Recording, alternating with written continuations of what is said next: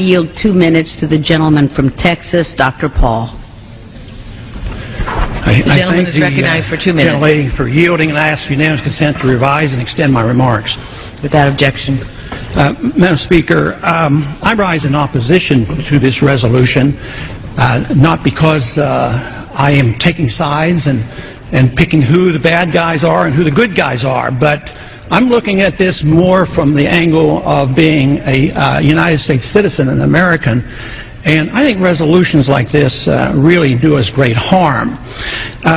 In many ways, what's happening in the Middle East, and in particular with Gaza right now, we have some moral responsibility for both sides in a way, because we provide help and funding for both Arab nations and Israel.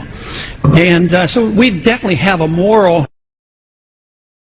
especially now today, the weapons being used to kill so many Palestinians are American weapons, and American funds essentially are being used for this. But there's a political liability which I think is something that we fail to look at, because too often there's so much blowback from our intervention in areas that we shouldn't be involved in. You know, Hamas, if you look at the history, you'll find out that Hamas was encouraged and really started by Israel, because they wanted Hamas to counteract Yasser Arafat. And you say, well, yeah, that was better then and served its purpose, but we didn't want Hamas to do this.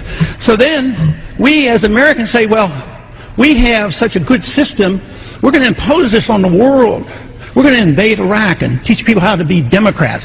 We want free elections. So we encourage the Palestinians to have a free election. They do, and they elect Hamas.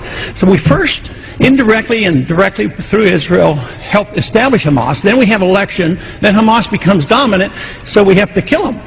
You know, it just doesn't make sense. During the 80s, you know, we were allied with Osama bin Laden.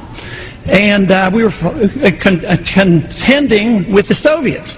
It was at that time our CIA thought it was good if we radicalized the Muslim world. So we financed the madrasa schools to radicalize the Muslims in order to compete with the Soviets. There's too much blowback. There's a lot of reasons why we should oppose this resolution. It is not in the interest of the United States. It's not in the interest of Israel either.